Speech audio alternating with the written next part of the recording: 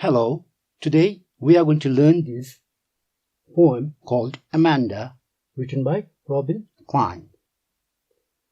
Well, Robin Klein is an Australian writer and poetess. She was born in 1936 and she writes mostly about children. And some of her most important works are Hating Alice and Ashley and Say a Little Prayer. Okay, let's look at this topic, Amanda. Amanda is the name of a girl, right? Okay, let me ask you a question. Have you been told by your parents not to look at the mobile phones when you are eating? Or have you been told not to do this or that by your parents? You know, there are certain code of conduct in the family and norms also, social norms also, right? Which you have to follow, and they are taught by your parents, right? Mostly your mother. And they are for your goodness, for your welfare, right? But why I'm talking about it is because this poem is very much related to what I'm saying to you just now. Well, Robin Klein describes that there is a girl called Amanda, and her mother tells her to follow the code of conduct, right? And she tells her, don't do this, don't do that. But the daughter, Amanda, she does not like it. She thinks that her mother is curtailing her freedom, right? Her freedom is being curtailed. That's what she thinks. And then, see, what happens in the poem? Let's read, okay? Read. I'll read it for you. Over here. Amanda. That is the topic. Don't bite your nails, Amanda. Don't hunch your soldiers, Amanda. Stop that slouching and sit up straight, Amanda. And in the bracket here you can see, we call it parenthesis also, right? There is a languid emerald sea, where the sole inhabitant is me, a mermaid drifting blissfully, bracket close. And move on to the next stanza. Did you finish your homework, Amanda? Now, this must be quite common, right? You may be aware of this line. You may have heard it so many times, right? In the class or at home also. Did you finish your homework, Amanda? Did you tidy your room, Amanda? I thought I told you to clean your shoes, Amanda. And in the bracket again, you can see, I am an orphan roaming the street. I pattern soft dust with my hushed bare feet. The silence is golden, the freedom is sweet. Bracket close. Next stanza. Don't eat that chocolate, Amanda. Remember your acne, Amanda. Will you please look at me when I am speaking to you, Amanda?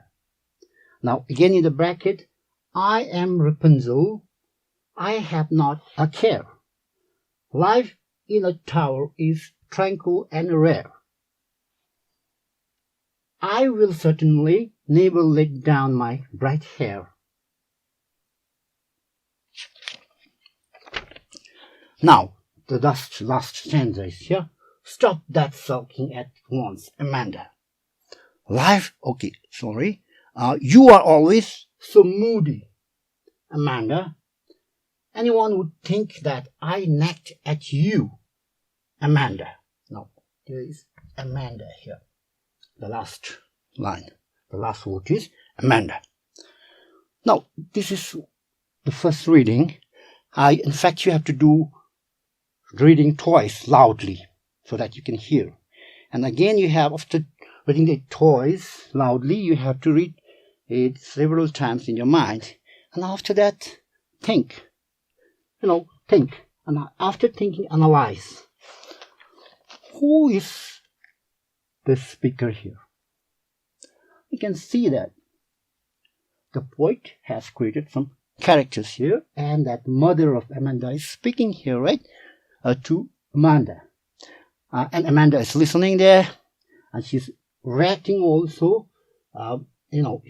You can We'll come to know about it when I explain this poem to you in this contents. When we do contents, what is the speaker talking about? What is she speaking about?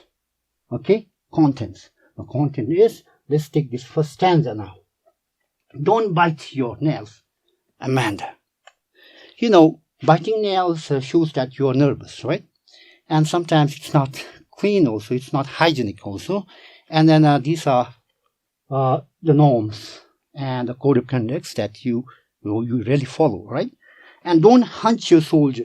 You know, when you stoop low or you sit drooping like this, and your posture will not be good, right? So your mother, the mother of this girl, Amanda, is telling her not to stoop low like that. Slouching means, and then stop slouching, walking and sitting lazily, drooping. And then she's telling, the mother is telling her daughter to sit straight. Okay, Amanda. Now this is what she's telling her daughter in the first stanza. And in the bracket, Amanda, whereas Amanda is lost in her own thought. She is partially listening to her mother because the mother is talking to her. And what is she thinking here is, now there is a language. Language means relaxed.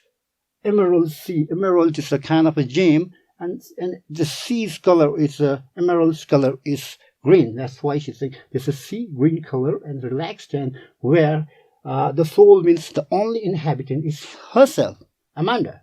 And this is what she's thinking in her mind. This is going on. And she's thinking that she's a mermaid and drifting blissfully, floating in the sea, moving. Yeah, because she does not like being, advised by her mother here, okay? And then that's why she's thinking completely different, in a different way. She's in her own thought.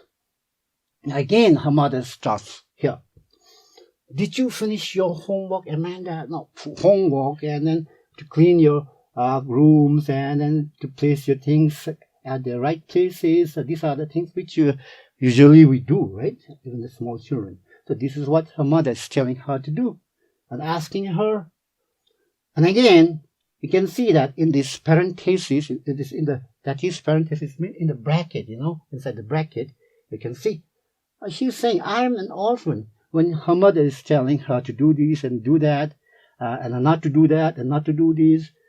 Well, she's thinking, I'm an orphan, means she didn't like to be with her parents there. She wishes to be an orphan, roaming in the street freely, and I pattern my soft dust. Now see here, I thought I told you to clean your shoes. Over here, she's responding by saying that barefoot. She wants to go barefoot on the soft dust and then make patterns with her bare feet, okay? So that is how she thinks about, in contrast to what her mother is telling her. And the silence is golden. Now here she's with her parents, and then they are saying to do this and to do that, and not to do this, not to do that. That's why she doesn't like that sound. Okay, she wants silence here, and then the freedom to do whatever she likes. And she thinks that freedom is very sweet. And let's take that next stanza here. Don't eat that chocolate, Amanda. Remember your acne, Amanda? Will you please look at me when I am speaking to you? Now see, her mother is telling her not to eat chocolate, When we are small, our parents say, don't eat too many sweets, right? Okay. And then her mother is also telling her not to eat too many, that chocolate, so that, acne, it's a kind of a pimple, right? That appears in our face, all right? Otherwise, her mother is telling that if you eat chocolate, then you'll have acne all over your face, that pimple. And then, will you please look at me? Means now Amanda is lost in her own thought. She's partially listening to her mother, and mother knows that, and mother is telling her to look at her when she is speaking to her. Okay? That means she is demanding her attention. The mother is demanding her full attention. And here again in the bracket, what Amanda is thinking is, I am Rapunzel. You know Rapunzel? A story of a little princess who was kidnapped by a witch. right? And then which pretends to be her mother, and Rapunzel is kept high up in the tower so that she does not get and she does not she couldn't contact with the outside world. And whenever the witch mother, witch comes back to the tower, Rapunzel had to let her magic, her hair was quite powerful, isn't it? That golden hair, and she would let that golden hair, long hair down and pull up that witch mother up to the tower, into the tower, right? And now see, that is what is being said here. And Rapunzel is a character. Okay, it's a character. There are so many movies coming up, animation movies. And see, I have not care. So what she's saying is, I am like a Rapunzel, right? Okay. Then I am Rapunzel. Here metaphor has been used. We'll talk about the poetic devices when it comes here in this poetic device. And then I have not care. Life is a tower. That tower. She wants to stay alone. In fact, she was very much irritated with her parents telling her not to do this, not to do that. That is why she wants silence, and she wants to be in an isolated place, and where is tranquil and rare. Tranquil means calm, not much noise. I'll certainly never let down my bright hair. Now here she is comparing her mother with that witch, the witch, in that story of Rapunzel. Whenever she used to come back to the tower, Rapunzel used to let down her long hair down, and then she used to pull that witch mother up into the tower. All right. Now here she's saying she's not going to do that, not even to her own mother. Okay, that is what she was thinking at the time when her mother was telling her. When her mother was advising her.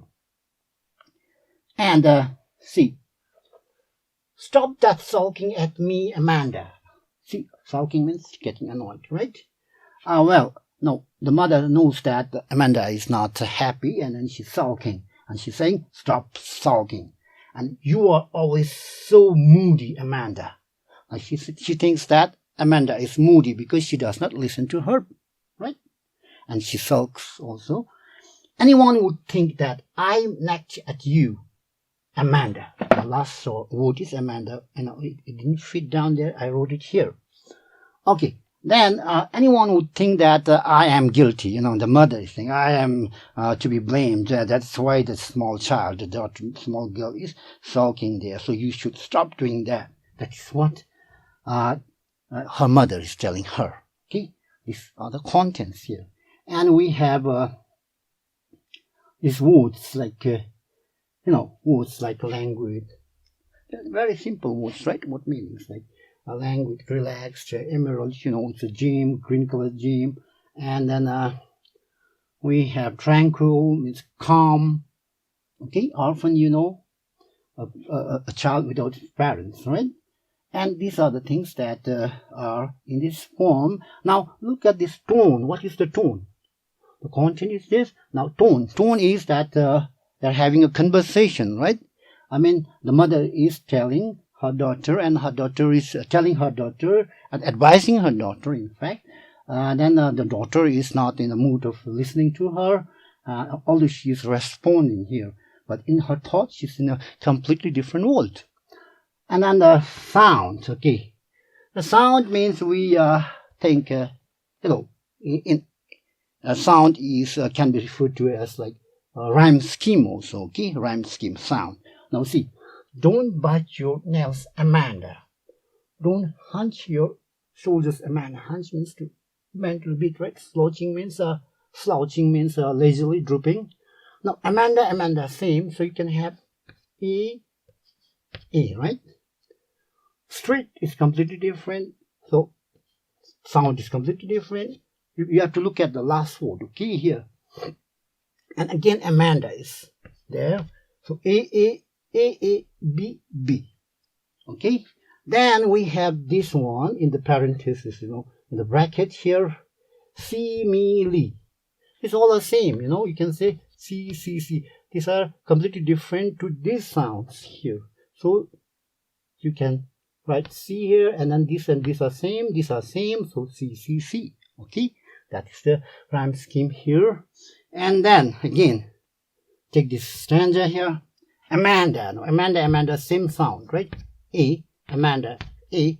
But here, shoes, this sound, shoes, is not same as any word here, any of these words here. So last word was C. We can write down this one as D. So A, D, and again Amanda is here. So this is your A. You can put inside the bracket like this, so that you can understand it. You can see it much better. Okay. Then we have got street, fit, sweet. These sounds are same. 3 of them are same, but they are different. And then these other ones which are there, right? These words. So you can write down E, E, E. Alright? Now we come to this stanza. Don't eat that chocolate, Amanda. Again, Amanda sounds the same. A, same, right? And you is completely, the sound of this word is completely different, right? There are no other sounds that is same as this. So we can use this as F. What is it? F. This one over here, F. Alright?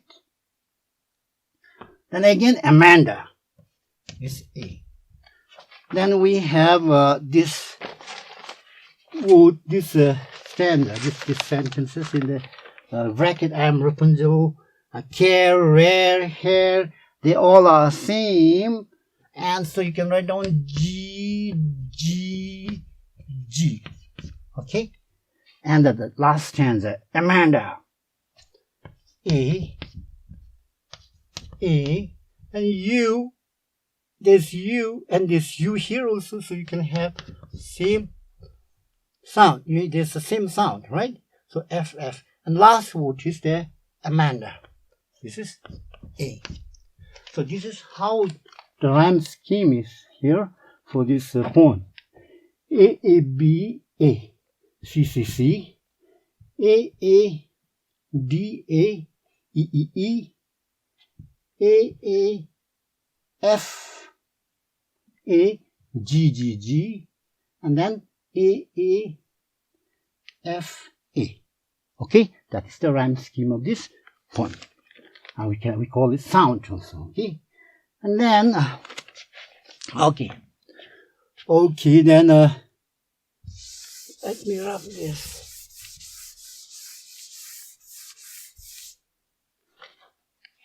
Then we have this technique. What is a technique? Technique is just the devices that we use, literary devices. You see, sometimes we call it in the poem. We call it poetic devices, right? Poetic devices. Technique. The first one I have written here. Anaphora is used here. A-N-A-P-H-O-R-A. Anaphora. How? Because you can see this, right? Don't bite your nails. Don't hunch your soldiers. Over here also, did you finish? Did you tidy? See, in the beginning of the lines, a word or a phrase, if they are repeated in 2 or more lines, we call it anaphora. Okay, we do it to put more stress on the thing that we want to convey. That is how anaphora is used here. Don't bite, don't hunch, and over here also, did you. These are anaphora. We call it anaphora. Poetic device, anaphora. And then we have metaphor also. Metaphor. Now here the metaphor is when she's saying she is a mermaid.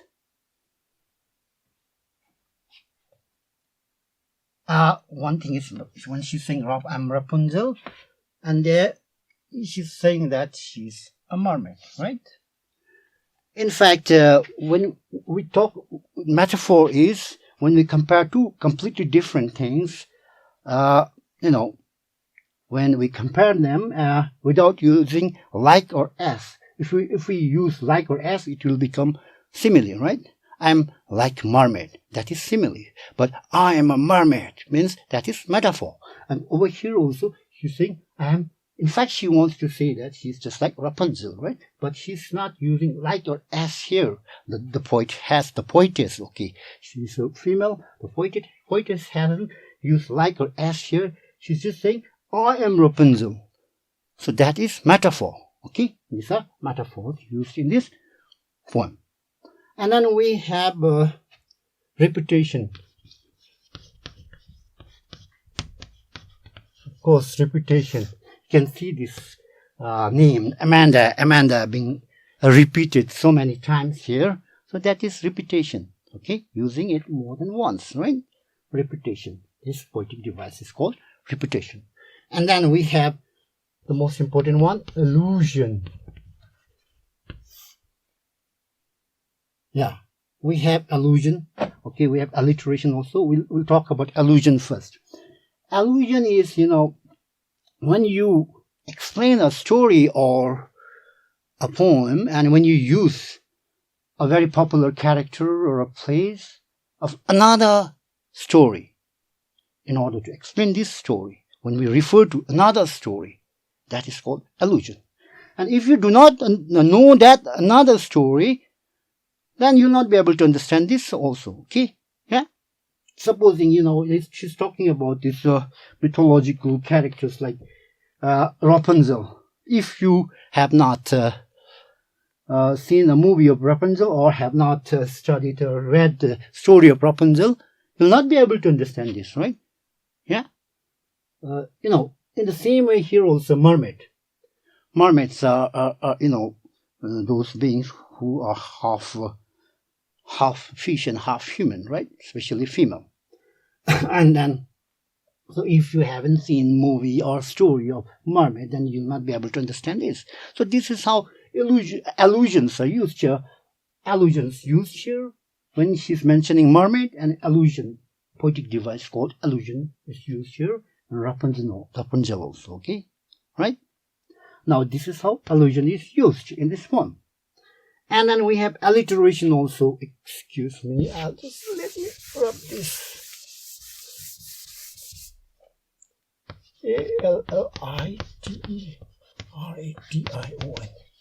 Alliteration. Alliteration. Is it? Iteration. Alliteration. Now, alliterations are, consonant sounds which are used very closely together, or, you can see it here. Stop slouching, sit straight. Now see this SS sound, this consonant sound is, this word with consonant sound is repeated many times here, right? More than twice. So this is your allusion. This is your alliteration. This is your alliteration. Alliteration is used here. The words are close there, right? Sometimes there will be no other words between them also, but sometimes there would be like some words there, but then still they are very close to each other, right? One another. So that is what your alliteration is. Yes, alliteration. And then now here also, did you finish your homework? Did you tidy your room? YY sounds are there together. Very close, right? So that is also your alliteration. And these are your poetic devices. These are the 5 poetic devices used in this poem. Okay? And then, now the most important thing is the theme. We have the theme, right? Theme. What is the theme here? The theme is that mother of this girl called Amanda is nagging her. Alright? In fact, she is advising, but it's taken as nagging at her. She's nagging at her and telling her not to do this, not to do that. Alright? And she's asking her to accept certain social norms and then And you see family code of conduct also. And Amanda is, she doesn't like it. She feels that her freedom is being curtailed, and she thinks that she wants to get away from this all. So that is the theme, right? In connection to that, I would like to add one more thing here. A great philosopher called Plato. You may have heard about him, right? Philosopher, thinker, right? One of the greatest. And he has said, and I quote, "Do not train a child to learn by force or harshness, but direct them to it by what amuses their brain." So this is it from me. Thank you.